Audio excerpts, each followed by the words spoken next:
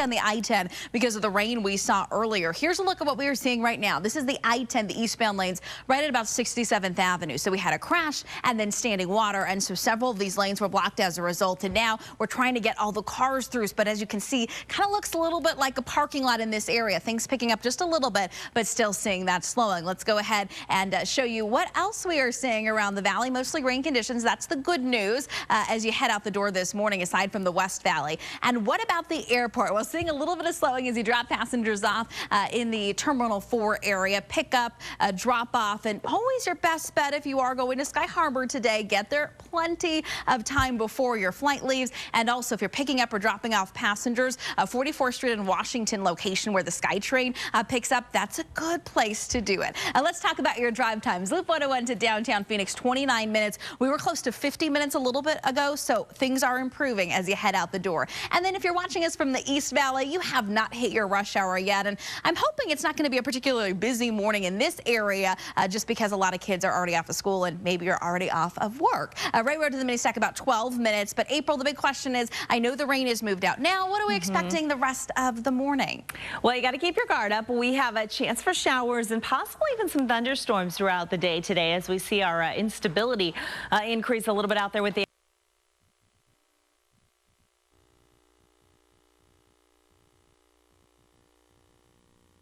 and now an urban and small stream flood advisory for the southwestern corner of the state where the rain has really slowed up, but they got a whole lot of rain during the overnight hours. So the ground there very, very saturated with still the potential for more rain to fall today. So that is until 5 o'clock this evening. Now here's where the rain is.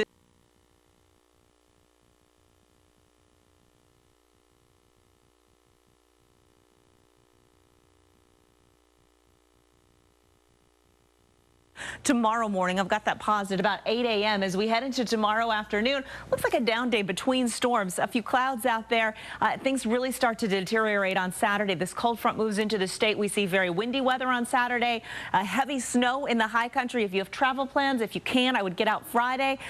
Talking about driving across the state rather than Saturday. Rain very likely during the day Saturday in the valley, and the snow keeps coming in the high country. At least about 6 inches, it looks like, in spots like Flagstaff. Maybe even double that at some of the higher elevations. By Christmas morning, yeah, we're going to have a decent amount of snow on the ground across our state. We'll talk more about snowfall throughout the morning hours. Let's talk temperatures the next couple of days here in the valley. We'll hover in the 60s again.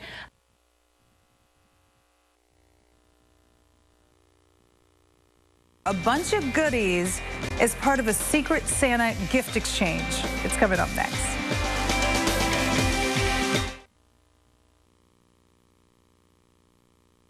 C15 Live Drive, and we are tracking a lot of wet roads this morning, and it is causing some delays in different parts of the valley. What you need to know before heading out the door coming up.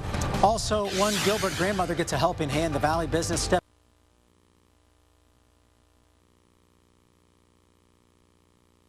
$37 a month and a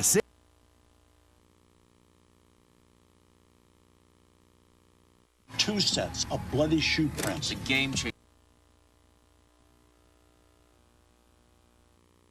Out with the president. That sounds like paying for access. I don't know how they're the same.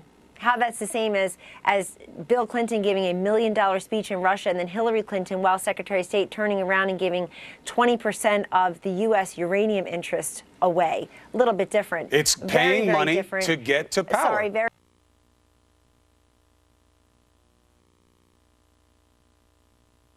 Post. It's not a paid position. That means Icon wouldn't have to sell anything. And that's why there's a lot of criticism coming here, because some people are saying, hey, you're putting this guy in charge of getting rid of rules that might be over the very same businesses that he owns.